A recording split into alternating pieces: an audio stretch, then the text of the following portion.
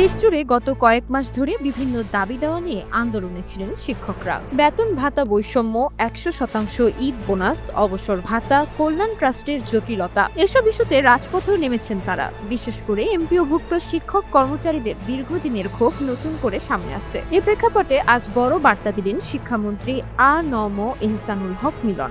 বাংলাদেশে এই প্রথম বার্জার 1 কোটি মালসেন, 1 কোটে পারফেকশন। রোববার ২২ ফেব্রুয়ারি শিক্ষা মন্ত্রণালয়ে শিক্ষক কর্মচারী ঐক্যজোটের সঙ্গে মতবিনিময় শেষে ব্রিফিংয়ে তিনি বলেন, শিক্ষকদের দাবি দেওয়া নিয়ে আর রাজপথে নামতে হবে না। সরকার বিষয়গুলো জানে এবং কাজ শুরু করেছে। শিক্ষামন্ত্রী জানান, প্রধানমন্ত্রী তারেক রহমান শিক্ষা খাতকে সর্বোচ্চ গুরুত্ব দিচ্ছেন। সাম্প্রতিক ক্যাবিনেট বৈঠকের প্রায় ৯০% সময় নাকি ব্যয় হয়েছে শিক্ষা বিষয়ক আলোচনায়।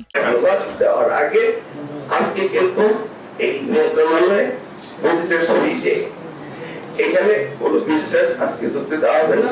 আমাকে অথরিটি আমাদের সুপারিশের কারণে আপনাকে দিয়েছে। আবার বলছি, আপনার শিক্ষক কোথাও কোনো মন্ত্রণালয়ে না গিয়ে, কোনো মন্ত্রীকে প্রয়োগ করে না দিয়ে স্পেশালি আপনাদের পারমিশন করানো হয়েছে।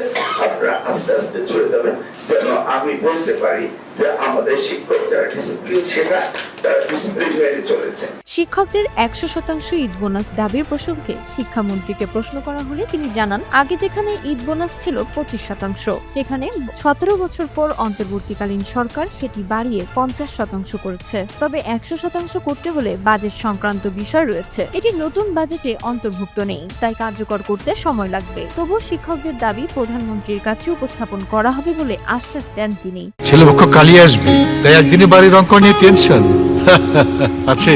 বার্জার 1 কোটি মালসেন। আমার মাননীয় প্রতিমন্ত্রী বললেন, আর আমার রেকর্ড তো আপনারা জানেন যে আমরা দুর্নীতি করি না, করবো না, করতে দেবো না। আপনাদের এই দাবি দেওয়া আমাদের মনে আছে, এটা বাস্তবায়ন করতে হবে। করার জন্য আমরা পর্যায়ক্রমে পদক্ষেপ নেওয়ার কাজ আজকে এই দুপুর থেকে আমরা ওই মিটিং গুলো একটা অর্গানাইজ করছি। আর সর্বশেষ কথা, অবসর ভাতা ও কল্যাণ ট্রাস্ট নিয়ে এখনো আনুষ্ঠানিকভাবে বসা হয়নি, তবে বিষয়টি সরকারের এজেন্ডায় আছে বলে জানান শিক্ষামন্ত্রী। শিগগিরই এ নিয়ে আলোচনা হবে।